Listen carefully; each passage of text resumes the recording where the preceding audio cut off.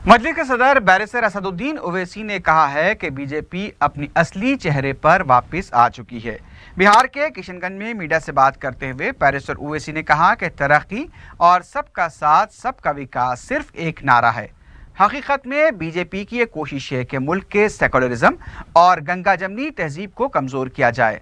सदर मजलिस ने कहा कि वज़ीर आज़म ने इंतखाबात के दौरान जो वादे किए थे उसमें भी वो नाकाम साबित हुए हैं। कीमतों में कमी और रोजगार की फराहमी के दावे तो किए गए लेकिन वो मुकम्मल नहीं हुए हैं।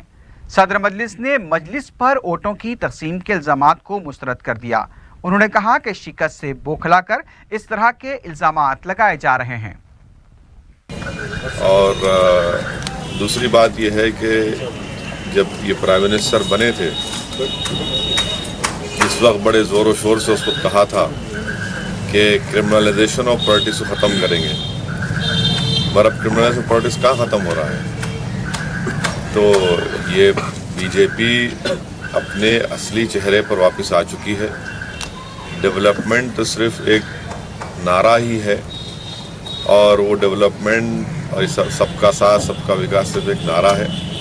असल इनकी पूरी कोशिश यही रही है और यही रहेगी कि कैसे हिंदुस्तान की जो गंगा जमनी तहजीब है, जो इस मुल्क की रूह, इसका सेकुलरिज्म है, इसका प्लुरलिज्म है, डाइवर्सिटी है, कैसे इसको कमज़ोर किया जाए।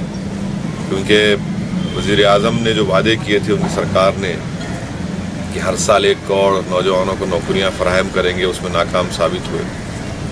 कीमतों में कमी लाएंगे, वो उसमें नाकाम साबित हुए।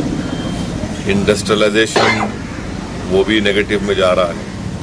तो अब बीजेपी जो है इसी चेहरे को और ऐसे ही अपनी ओरिजिनल पॉलिसी पर बीजेपी आ चुकी है। इससे कितना फ़र्क पड़ेगा? मान लीजिए 35 सीट पे फ़र्क पड़ गया, तो जो 365 सीटें थी उस पर क्या हुआ? लोकसभा के इलेक्शन तो मैं नहीं लड़ा, तो लोकसभा के इलेक्शन में कैसे एक भी मुसलमान कामयाब नहीं हुआ लोकसभा में यूपी से।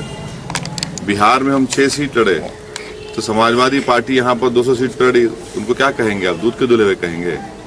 कम्युनिस्ट पार्टी यहाँ पर 150 सीट पर लड़ी, उनको नहीं कोई पूछता। और 6 सीट में हम यहाँ पर इंतखाबात लड़े, यकीनन कामयाबी नहीं मिली हमको, मगर यहाँ पर क्या बीजेपी कामयाब हुई? यहाँ पर तो गठबंधन कामयाब हो गया। तो उत्तर प्रदेश में हम इलेक्शन लड़े हैं। अगर मैं जाकर मुसलमानों के दरमियान में, दलित दरमियान कहता हूँ कि भाई जमहूरियत में आप अपने वोट का इस्तेमाल करिए, अपनी पार्टी को वोट डालिए, तो जमहूरियत को मजबूत कर रहा हूँ। तो मैं कैसे जिम्मेदार हो गया इन तमाम चीज़ों के लिए? मुजफ्फरनगर के लिए मैं जिम्मेदार हूँ क्या?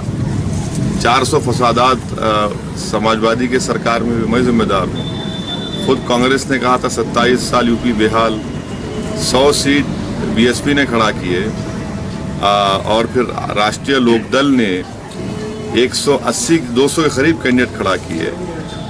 फिर ये बताइए इनका वोट कहाँ चला गया? 45 में से सब समाजवादी के 17 मुसलमान कामयाब हुए, तो वो 19% के ऊपर हो गया। कांग्रेस के 7, उसमें 2 मुसलमान, वो 19% हो गया। बीएसपी के 25 में 5 मुसलमान, तो ये 81% कहाँ पर चला गया?